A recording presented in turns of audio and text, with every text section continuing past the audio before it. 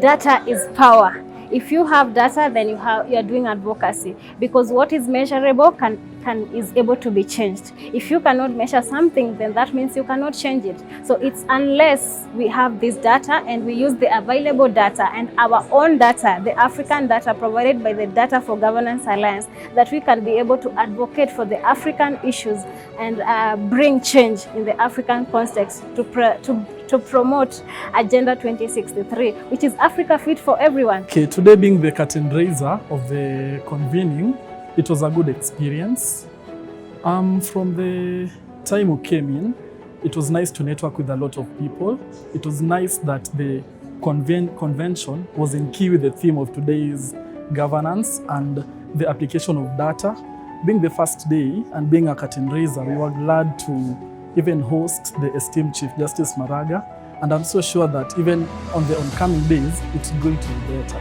Transitional justice mechanisms are crucial for addressing past human rights violations, not just in Africa, but all over the world, where societies have gone through conflict and have a common desire and a need to rebuild trust and transform themselves.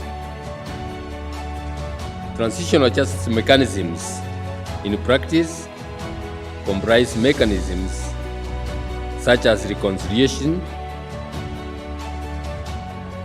reparation, and prosecution, which can contribute to healing and the transformation of past post-conflict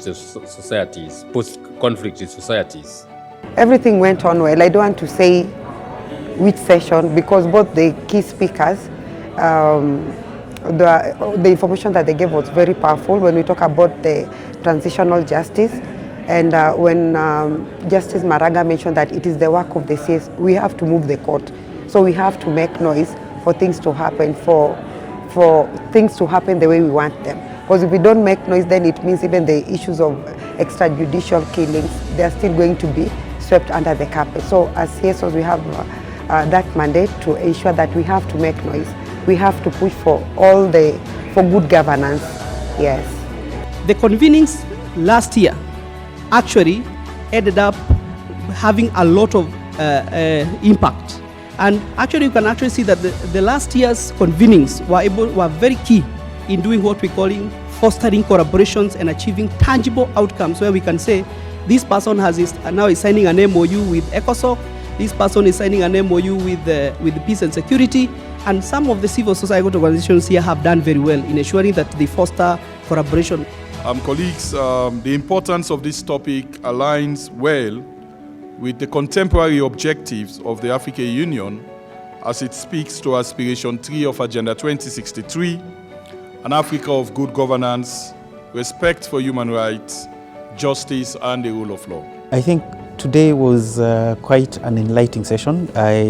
This is my first time joining this platform, and I learned quite a lot. The opportunities that exist for collaboration between CSOs and human rights organizations and research organizations, especially those under this umbrella, how we can make use of data in our advocacy work, and also just the general outlook of where we are as a country, especially from the keynote speeches in the morning. I think that too was quite enlightening. Democracy is under attack. We had that very clear from Professor Kanyinga. When you look at governance indicators for Africa, they're declining. Trust in institutions is also declining. And therefore, where do we leave the laws, or rule of law and human rights?